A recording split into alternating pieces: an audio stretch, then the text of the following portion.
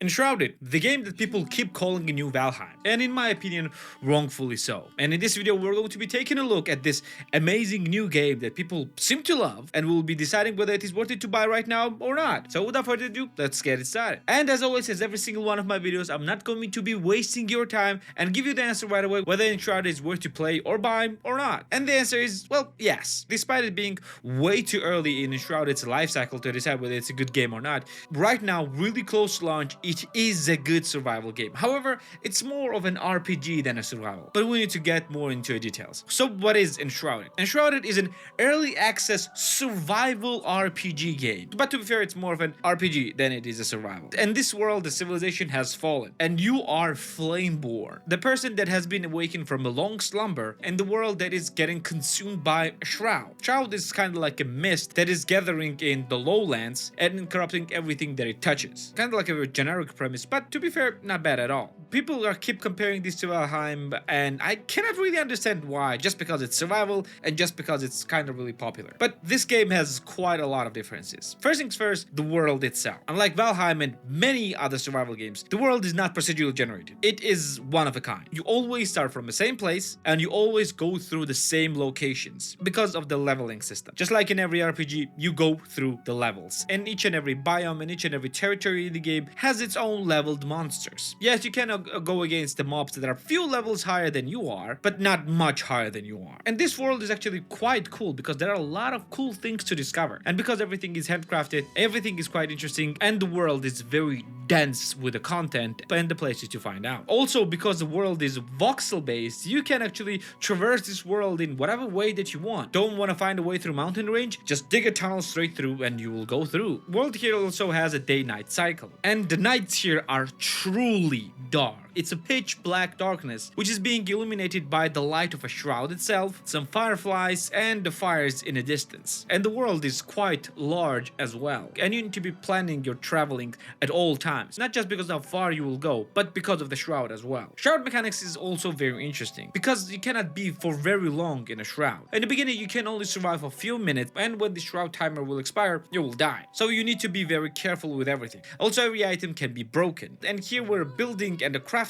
comes into play. That's probably one of the main reasons why people are comparing this to Valheim, because, well, you have a quite similar building system here as well. Not exactly similar, but look-alike. You can build basically anything that you want, but not anywhere that you want. You can only build in your bases, and the size of the bases are dictated by the level of the, well, fireplace that you are building. I don't remember the name, is a fire shrine or whatever it is. You're basically putting a fire pit in the middle, and that becomes your base. And unlike many other games, here building actually makes sense, because with building, you are actually getting a comfort level, and more furniture you have, more comfort level the base will have, and longer the rest state will last for you. And rest state is important because it buffs you up quite a lot for quite a while. What's quite interesting in the world is, no matter how far you can go, you can always fast travel to your bases, and also a fast travel to the spires or shrines or whatever you want to call them. These are the tall buildings which can be unlocked by unlocking different puzzles in those buildings, and can be used as a starting spot to glide to different points in the map. And gliding is also a very important part of the game. The game also has quite interesting and quite cool combat, and where the game truly shines is in its RPG systems, because, well, it has an RPG system which is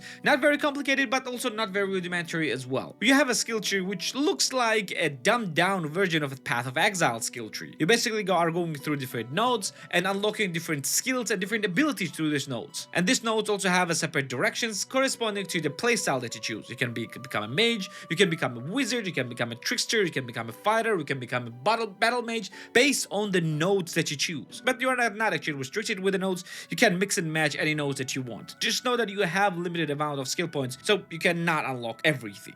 But here I want to talk about some of the not very cool things. First things first is, well, the combat itself, and rather the co-op combat. Well, at least for now, right now, the combat is actually not scaled based on how many people are fighting. Each server can host 16 people, and to be fair, the combat itself is more made for a single person. So if you are more than one person, the combat is very trivial and quite easy. It is a bit challenging, a little bit challenging solo, but even then, it's not very difficult. And and I'm not a fan of a difficult game. This is actually quite easy. Also, it has quite a lot of difficulty spikes, like for example, few of the enemies like berserkers are suddenly becoming much more powerful than you are, but that's more like a personal gripe, to be fair, not that big of a deal. And bosses are quite fun again while playing solo, but not as much while you're playing in co-op. Also, world itself is quite empty. You do have an NPCs, but those NPCs are other survivors that you are unlocking for your own base. And to be fair, those NPCs are just a crafting benches. Those are the NPCs of different professions like alchemist, carpenter, blacksmith, and their role is just to give you the quests and just to craft different things. That's it. And even the world itself has a lore, I was not gripped with the lore, to be fair. So is this game really like a Valheim? Well, to be fair, not really. Because this game does not really have a survival elements. You don't need to drink, you don't need to eat, you don't need to sleep. If you will do those things, it will just buff you, but you don't really need those. Just like, for example, eating is not required, it's just giving you certain buffs. Like, for example, if you eat mushrooms,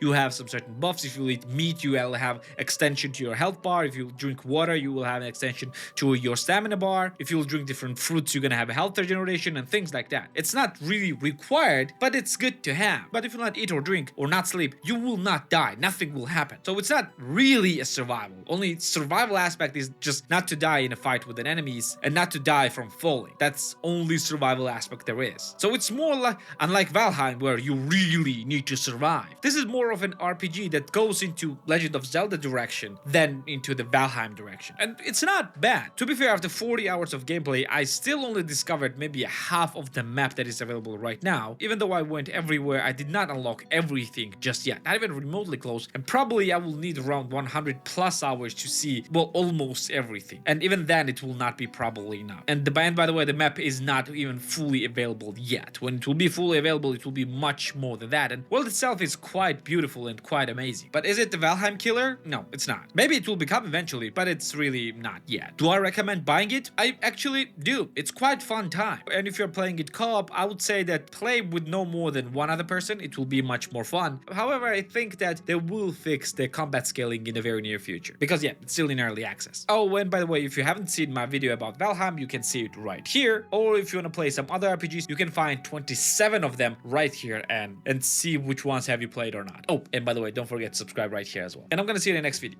Take care.